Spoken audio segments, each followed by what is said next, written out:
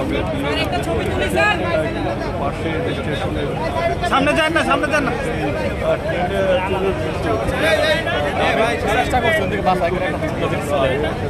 Double line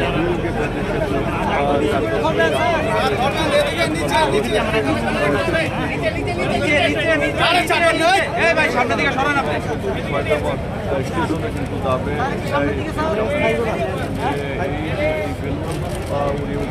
পরেই যাত্রা শুভ আজ থেকে কিন্তু এই পর থেকে দুটি লাইন দিয়ে কিন্তু ট্রেন ঘন্টায় 100 থেকে 120 কিলোমিটার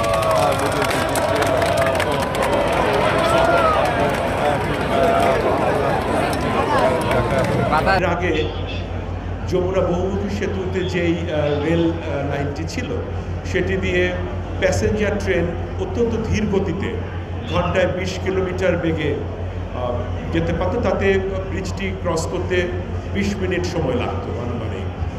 এই ডেডিকেটেড রেল ব্রিজ হওয়ার জন্য আসলে এই সময়টা কমে 3 মিনিটে চলে আসবে। এখানে আমরা 120 কিলোমিটার গতিতে আমরা ট্রেন চালাতে পারবো। এর মধ্যে আপনারা জানেন গত ফেব্রুয়ারি মাসের 12 তারিখ থেকে সিঙ্গেল লাইনে এই ডেডিকেটেড রেল ব্রিজের সিঙ্গেল লাইনে ট্রেন যাওয়া আসা শুরু হয়েছিল।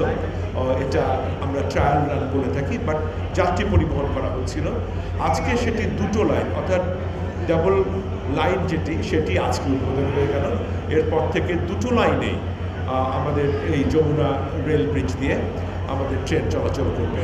এর জন্য আপনাদের দক্ষিণবঙ্গ থেকে উত্তরবঙ্গে, আবার একই অর্থে ঢাকা থেকে উত্তরবঙ্গে আমাদের রেল যোগাযোগের ক্ষেত্রে একটা নতুন দ্বার উন্মোচিত হলো। এবং এই সুবিধা আমরা রেলের আয়বদ্ধ কাজেও আসলে ব্যবহৃত হবে। কারণ আপনারা জানেন যে এখান দিয়ে কোনো কন্টেনার ট্রেন বা ফ্রেট ট্রেন বা গুডস ট্রেন বা কোনো ভারী কনসাইনমেন্ট কিন্তু আমরা পরিবহন করতে পারতাম না যমুনা বহুমুখী সেতুর যে রেল লিঙ্ক দিয়ে। কিন্তু এখন এই রেল ব্রিজটি উদ্বোধন হওয়ার জন্য আমরা সব রকমের ফ্রেট ট্রেন, কন্টেনার ট্রেন কিন্তু আমরা এখান দিয়ে যাতায়াত করতে পারবে। আর আপনারা জানেন যে ট্রান্সএশিয়ান রেল নেটওয়ার্ক অথবা সার্ক রেল নেটওয়ার্ক, এটার একটা দীর্ঘদিনের আমাদের এই রিজিয়ন একটা কানেক্টিভিটি, রেল কানেক্টিভিটি বাড়ানোর জন্য কিন্তু বিভিন্ন পরিকল্পনা রয়েছে। সেটির ক্ষেত্রেও ভবিষ্যতে সেই রেল আঞ্চলিক যে রেল নেটওয়ার্ক সেটি